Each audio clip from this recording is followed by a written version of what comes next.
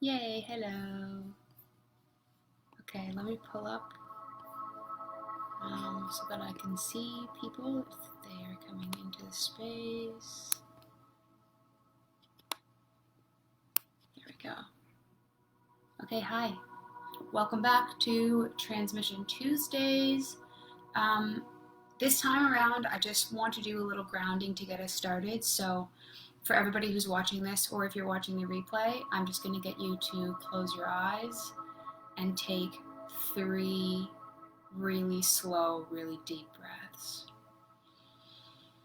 Breathing in through your nose, expanding all parts of your lungs, the bottom and the top, the front and the back. Pausing at the top, and then releasing.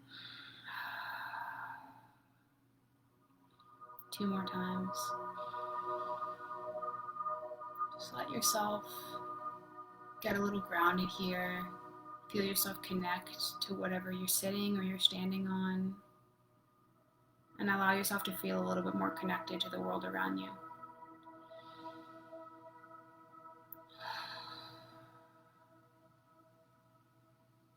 Okay, hi.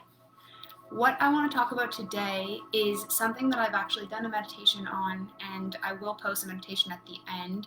But I wanted to talk about what are energetic cords, energetic attachments, and energetic implants. Implants are very different than cords, but we often talk, or you hear kind of in the spiritual community, about needing to cut energetic cords. And a lot of the time, we don't actually realize what those are, or we don't have this conscious awareness of what an energetic cord is. So we know we're energetic beings, and we know that the world we interact with is energy. And, people, we talk about people having a good vibe or a bad vibe, or I get a good feeling when I'm around them. And through our give and take of communication, or how we feel around someone, or our actions with that person, we can end up having cords of energy that attach from a part of ourselves to a part of them. And sometimes that can be cords that become based from loyalty. You've been friends with them for a long time. It can be from intimacy, or it can just be from being kind of exposed to them or open to them in a way that allows that connection to forge. And also, this is kind of a little known mention, or something that's not talked about a lot, but you can also have cords of energy that are attached to a timeline. So you might have a cord of energy within yourself, within your heart, or within your solar plexus that's attached to the past. And you are feeding that moment or that memory in the past with your present and your current energy. Same thing as having a cord attached in the future. You've got this cord that essentially leads to nowhere, and it's going forwards to something we can't see yet, and it's not feeding anything because it hasn't happened yet. So the reason we talk about wanting cords, or wanting to remove or cut cords, is because generally, especially when they're connected to people, it's a matter of unbalanced give and take. So you might have an energetic cord that's connected to somebody, and you might be giving them a lot of energy, but they're not giving you energy back. And we really, in life, we don't want to have people attached to us by cords, because we want them to be around us in a more organic way, and not a way that's so attached. Now, when I talk about implants, energetic implants, that's a whole different story. So when somebody has had a traumatic experience in their life, or they have exposed themselves in a way to a consistently lower vibration, or a lower frequency of reality, because we know that the world is light and dark. We know that there's lighter energy and there's denser, negative, heavy energy. And when you've either had a big trauma, or you have prolonged exposure to alcoholism, prolonged exposure to drug abuse and addiction, or really any type of deep addiction, as well as being consistently around negative people or people that bring you down, and bringing yourself in this sort of lower vibrational state all the time, especially if you're in an unsupportive environment, then what happens is you end up having, there's a part of you that becomes open and receptive to this kind of lower vibrational entity. And it comes from a part of your soul either being either a little bit damaged or a little bit kind of full with the stuff that we don't want. You know, if you've got an alcohol addiction or a drug addiction, then your energetic body is going to be full with this sort of like frantic and sort of hectic energy. And it essentially sends out a little signal to these sort of denser vibrational pockets that exist of, hey, here's a host that will come, and this energy can hang out in the body. That's a live thing. And this implant will be fed from your system. So if you're somebody who constantly has drama in their life and they don't know why, you know, one thing gets sorted out and then another thing comes along and then another thing comes along, and you feel like you constantly have this big thing going on with your life, or you're constantly having things that are bad happening to you, or you might even have like a chronic part on the body, maybe a knee is always bugging you or a shoulder is always bugging you, that can often be caused from, in part, from an energetic implant. So you might have this weak spot in the body, or you've had this sort of break where your integrity's kind of been broken open, and that pocket of energy is just hanging out in your body, really making itself at home. They act a little bit like black holes, and they tend to kind of suck out the positive energy and keep feeding themselves with the negative energy. So I'm just going in my notes here. So I know I talked a little bit about how you can be susceptible to an implant, but I also want to approach who is susceptible. Like, everybody is susceptible to energetic cords and attachments, but in particular, it's good to be aware if you fall under any of these categories. And one of them is just being an empath. You know, if you are, I know a lot of us in the world are empathetic and feel a lot of our universe, and especially right now when there's so much going on in the world, it's almost impossible to not feel some sort of intensity or anxiety or dis-ease with what's going on right now. But in general, if you're an empath and you tend to feel other people's emotions quite strongly, paired with a sense of weak boundaries. So if you see somebody that you don't know on the street and you immediately have this, oh, I feel so bad for them, or oh, I have this sort of strong emotion, I wish I could help them, and you're constantly feeling like that in your life, you know, you really ride the emotional roller coaster of other people, then it's going to be really easy for you to create energetic attachments, because you're essentially going out into the world and you're sending out cords for people to attach to.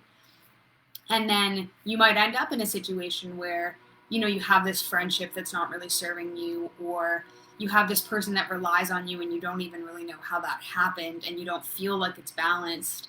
And it often stems from having weak boundaries, and that is kind of the number one thing that'll invite energetic cords. We all have them, don't get me wrong. There isn't a single person who's totally free from cords unless they are probably practicing Zen Buddhism. Otherwise, we all get them, and they are easy to remove, but it's just to bring some awareness to how we end up with so many. Another way, I mean, if you're a healer or you're working in health or you're working with, social work or that kind of support with people, it's going to be really easy for you to connect to those energetic cords because you're helping people all day and you're connected with them all day. So having things in place where you can feel like you're truly cleansing yourself after a day of work is really essential to keeping your field clear and not essentially bringing work home with you, but also not storing that energy in your body, because it will if you give it the opportunity to.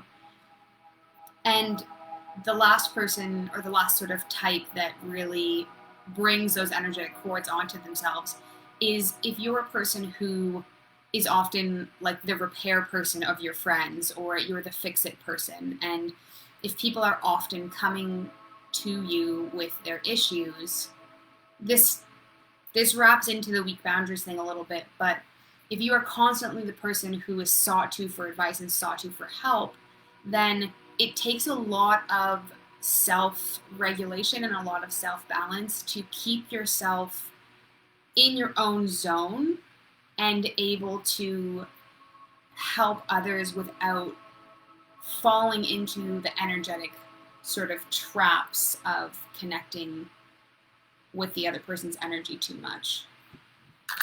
I just have my candle go out, so I'm just going to relight it. So just asking yourself that question, are you somebody that often is the fix-it person of your friends? Or are you somebody who people often come to for help and you don't really feel like it's balanced at all, or you don't really feel like you're getting your sort of energy returned to you?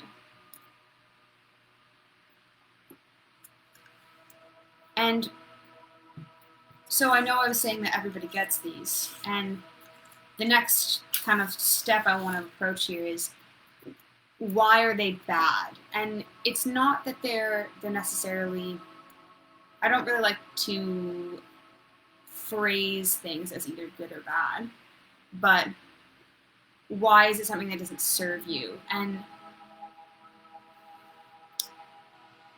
it's the thing about having cords.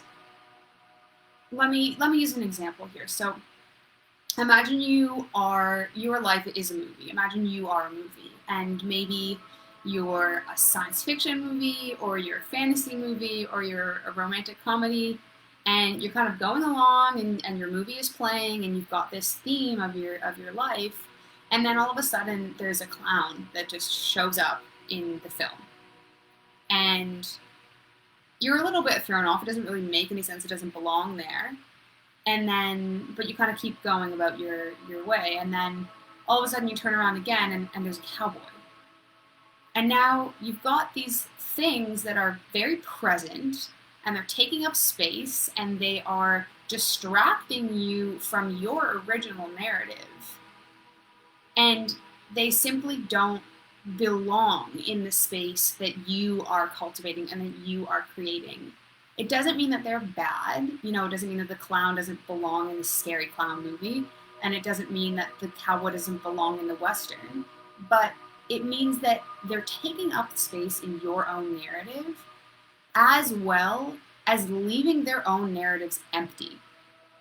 So when you've got an energetic cord attached to somebody, it's an often case where they've got something that they've got to deal with, and by being attached to you, their energetic body is it's like they're kind of taking an organ out and removing it from themselves. It's like, oh, I don't really need to deal with this. It's attached to you. And that is, not only is it kind of subconsciously enabling people to stay where they are, but it's robbing them of their opportunity to transmute their own energy and for them to elevate themselves. Because we cannot lift other people. We cannot raise other people's vibrations. We can activate and mirror a higher vibration for them, and we can activate a willingness to raise their own energy and to raise their own frequency. but we actually can't do it for people. So when I'm healing people, I'm not doing anything that they can't actually do themselves within them. I'm activating that within them.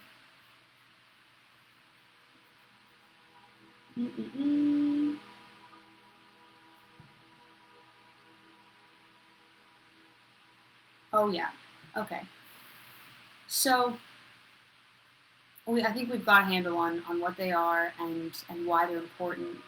So you will hear, like, if you Google like energetic cords, the main or the first 20 searches on Google are going to say cutting energetic cords with Archangel Michael, all these things about cutting cords. And I don't have anything against it.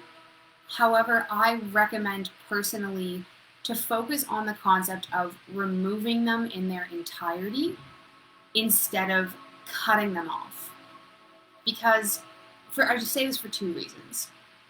If you think of an energetic cord like a plant, and if anybody's ever pruned a tree before, they'll definitely understand this, that if you just cut something off in a place that has energy give and take, it's not going to just wither and die necessarily.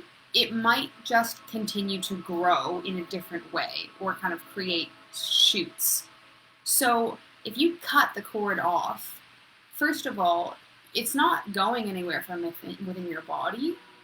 And even if it did die, you now have this sort of entity of energy that hasn't been removed from you, and you have to do some sort of release to kind of let that go or to symbolize that it's left you.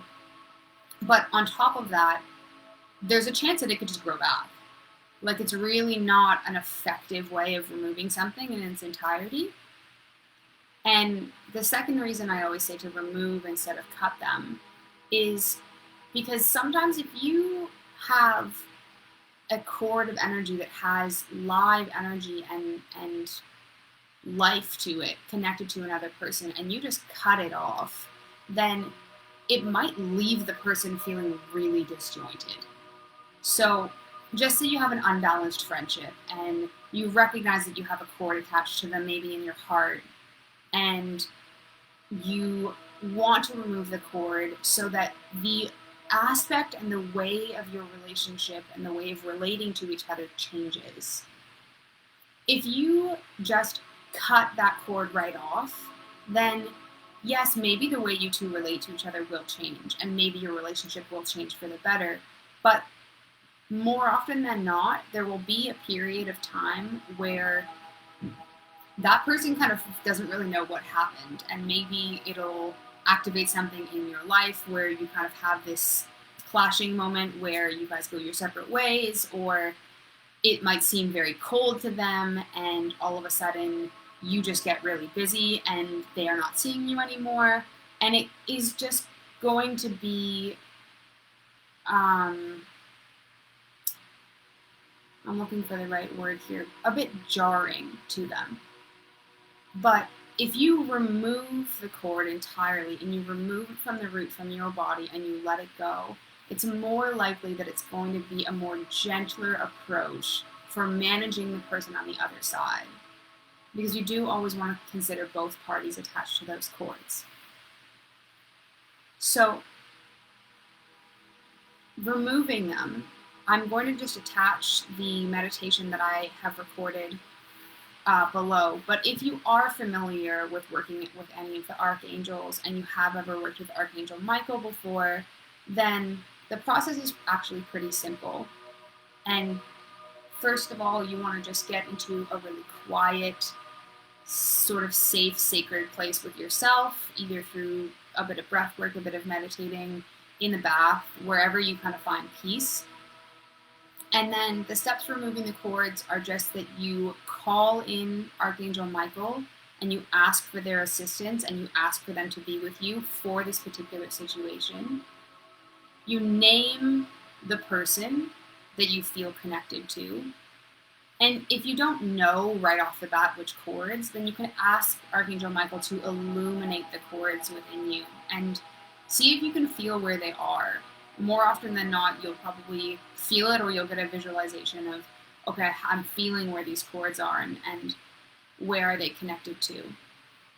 And then once you've figured that out, then you want to name the person or the event or the place or the timeline that these chords are attached to.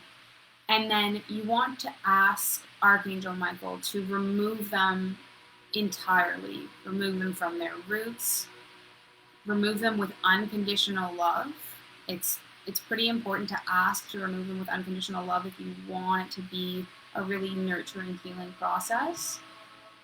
And also that the chords be removed for the highest good of you and the highest good of the other person involved. So get quiet, call in your angel, identify your chords, identify the people in the chord situation, ask them to be removed with unconditional love and for the highest good. And once you feel like that process has been complete and you give yourself enough time for that process to actually fully be complete, then it's always good to thank the angel that you called in or thank Archangel Michael, and to symbolize something to close the ceremony. Whether you say something like, and so it is, or blessed be, or thank you, and signify that process has closed. So that is about it in terms of energetic chords for today and for Transmission Tuesdays. I will be posting this on YouTube, and as always, let me know what your thoughts are. I do my Transmission Tuesdays totally based on the people watching, so if you've got a recommendation, or there's something you would like to hear about, or there's something that you're not so sure on and you'd like more answers, just leave a comment below. Or for the people on YouTube, I do this live in my Facebook group, so if you are live with me, then you can ask questions and I'll answer them. And I will attach that meditation below, and I hope you're all having a beautiful Tuesday and happy Sagittarius season. We've switched over, and I am sending all my blessings to you. Until next time.